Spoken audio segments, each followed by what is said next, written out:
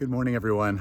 It's Bob Branch, the pastor at the Springs Community Church, greeting you from the top of one of the high hills above where I live and the trails above there. And it's quite beautiful, partly cloudy day. I'm back in a quarter zip rather than a hoodie, so I feel more myself.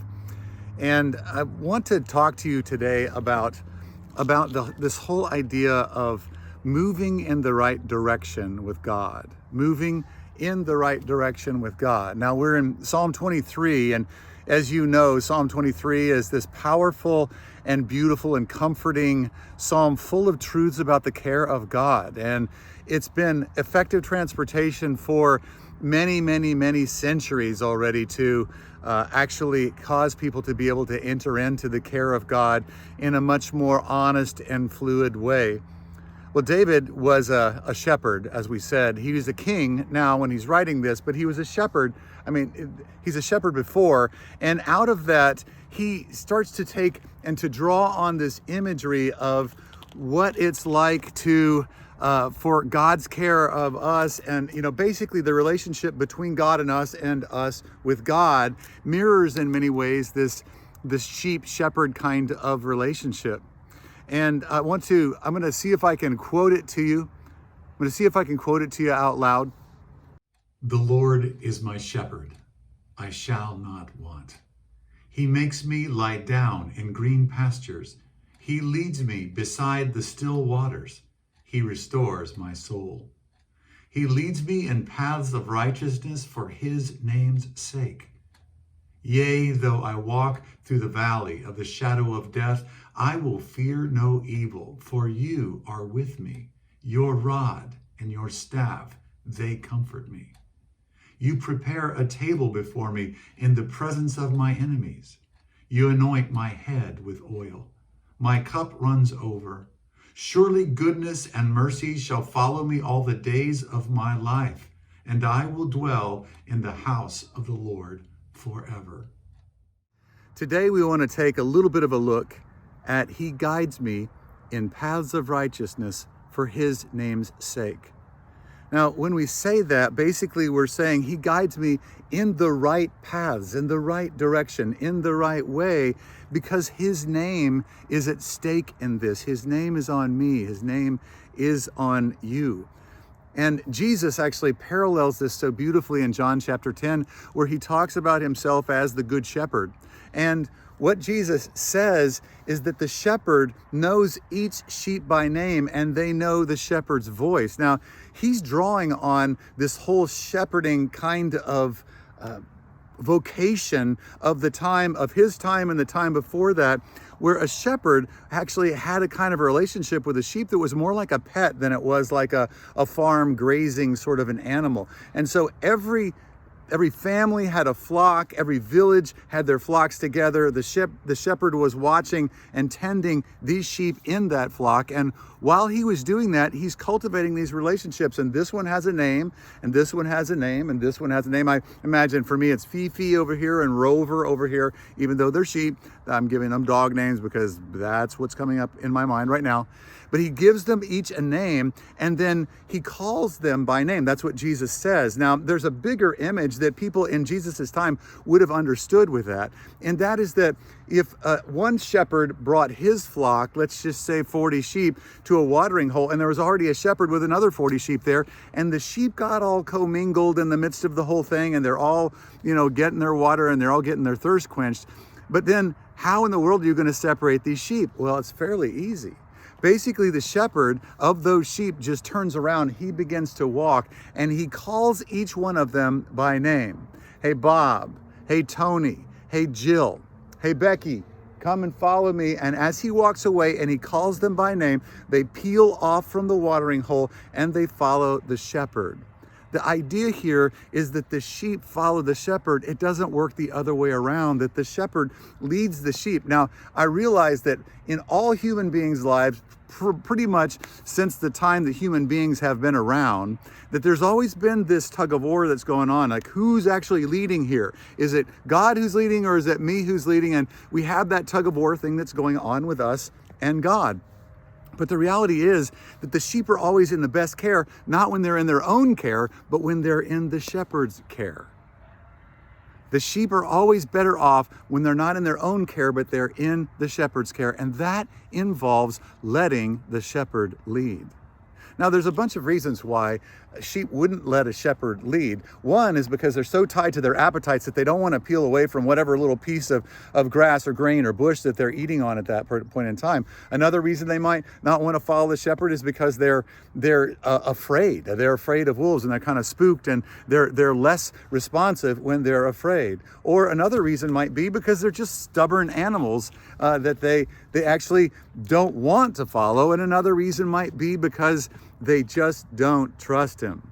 And all of those different things, because they're stubborn, all those different things actually typify us in so many ways that we are so reticent to actually place our trust in Jesus and say, okay, Lord, you lead. No more tug of war, you lead. Now, when we do that, we place ourselves in the place of optimal care. In the place of optimal care. Now, with that, I want to ask you several different kind of questions that kind of go with this. And that is that, are you responsive to the shepherd's leadership? Are you? Ask yourself that question right now. Are you responsive to the shepherd's leadership? Or are you still in a tug of war? Perhaps another question that goes with that is, do you believe that he has your best in mind? Do you believe that? Because he does. Another question is, do you believe his way is best? It's just another kind of way of asking that question. And another one that I think is the penetrating question for us today is, why won't you let him lead? What is it you're afraid of? What is it you're afraid that he's going to have you do or make you the way that he's going to lead you? What is it that is keeping you from letting him lead? Now, consider that for a minute. I'd like for you to actually ponder that for the rest of the day. Now, I remember, when I think of who leads in this whole thing, I immediately in my mind comes to the first couple of times I was on a dance floor with my wife, and we're both, fairly aggressive leaders, and I'm trying to lead her in a slow dance that's got a little bit of movement to it, and she is really wanting to lead there. And so she's not particularly, I'm going this way and she's going the opposite way. She's stepping on my feet, I'm stepping on her feet, because it's not clear who's leading. Finally, when we got it down where we figured out who is leading, well, then we're able to actually to work with that, and we could actually dance and have fun doing that. I remember when I was dancing at different weddings and different things with my kids, and one of the ways that it worked the best is if they would put their feet on top of my feet. Now we're dancing in step with each other perfectly because their feet are on top of my feet. But you get what I'm saying, that we need to decide who's in charge here. Who's the one who's caring for me? Who's the one who's leading? Now, David here, he writes down that God doesn't just guide him in any paths, he guides him in paths of righteousness. And I think that unfortunately that word tends to conjure up all kinds of really religious sort of things. He guides me in the prudest sort of way, in the way that the most don'ts and things like that. But that's not what he's talking about at all. He's talking about the idea that the shepherd actually knows what the sheep needs of the sheep are. So he's going to take them to high vistas like are behind me, and he's going to let the sheep just sort of sit and sun and warm themselves. He's going to guide them in, down into valleys where there are streams where they can water, and the water is good and fresh, and there's good movement and different things. But he's going to guide the sheep and then to another place where the waters are quieter and the sheep can take a drink, and then they can lay down and they can sleep, they can rest. But the shepherd guides the sheep in the way that's right for the sheep, that his way sets things right. And so when we submit to the shepherd's leadership, we're submitting to him setting things right in our hearts, in our lives, in our relationships, in our world. And this is how the shepherd leads. When we're letting the shepherd lead, he's going to lead us into the things and the places that are the best for us.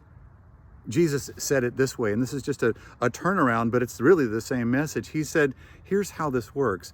You seek first my kingdom and my righteousness, and then everything else will fall into place. The rest will follow that. Seek first his kingdom and his righteousness, and all the rest will follow that. And so that's Jesus's encouragement to us today, that when he is allowed to be our shepherd and we actually follow his lead, things go better for us. And when he isn't, things don't go as well. In fact, they might be a train wreck. So an action from this. What's the step of movement? What am I asking you to do? What do I believe that God is asking you to do? I believe that the Lord wants us to sit with him and ask him the tough questions. Do I really believe that your leadership in my life is better than mine? And why is it that I'm not trusting you with this or with that, our finances, or with who I'm going to marry, or what school I'm going to go to, or what's our next steps, or how are we going to work with each other in this tough season that we've got going? But I want to ask you to sit with God and ask him those tough questions, and pay attention to the Spirit's leadership inside of you, because he'll start to speak to you in your heart in ways that sound like you but are better than you, that are better than what you would come up with in your own rationale. Sit with him, listen to him. Sit with him and listen to him. I want to tell you a story just to finish this out. My daughter Becca, the youngest of our brood of our four, she was going through a pretty tough time as a teenager. She was not a particularly nice person, and we were not getting along very well at all. And at one point in time, I was sitting on the couch in our living room and asking the Lord, what in the world am I supposed to do about this? I cannot figure out how to relate to my teenage daughter at all. I love her, but wow, I don't know. I don't know what to do. I'm at my rope, at the end of my rope. And the Spirit just whispered to me in my mind's eye, move in her direction. And I knew it wasn't me because I didn't have any inclination to move in her direction whatsoever at that point in time. I wanted actually to move in the opposite direction as fast as I possibly could. Move in her direction, and instantaneously, all of these little images kind of came behind that. It was like, okay, so when she walks in the door, I just get up and I move toward her. I look at her, I acknowledge her, I do these things. And so about 30 minutes later, she walks in the door. I got up, I said, hey, Becca, and I just walked in. I walked over to her and I just gave her a hug, and there was nothing extreme about it. There was nothing, earth shaking. It was just me, her dad, the person that loves her, moving in her direction. And curiously enough, over about a 4-month period of time of just doing that consistently, of just acknowledging her, of just making small little course changes, that I'm moving in her direction. And after I did that, over time, her heart began to melt toward me and mine toward her. And in those simple that simple gesture of doing that, move in her direction. That's what I'm asking you to do with the Lord today. Move in his direction. Move with him, not against him, not away from him. Move with him. And so with that, let me pray. Father, I pray now that you would let your Spirit rest on each person here. I ask you for the people that are full of fear at this point in time, whose fears have got a grip on them. I ask you, Lord, that you would allow them to tie it up like a bow in a package and come and hand it to you, and lay down their fear at your feet, casting all their anxieties on you because you care for them. I trust you to do this, Lord. I pray, Lord, that you would overwhelm them now with a wave of love and a wave of comfort, and that peace would replace fear, calm would replace anxiety and worry. And I pray, Lord, blessing onto them now as they pursue this day with you and with the people that you've put into their lives. Lord, as we're practicing social distancing, thank you that you don't do that with us. Thank you. I pray this, Lord, in Jesus' name. Amen. Look forward to seeing you this Sunday online at our full worship service online. Remember to join us there at 10 o'clock on Sunday morning. Until then, I just want you to know I love you, and the Lord is with you. I love you, and the Lord is with you.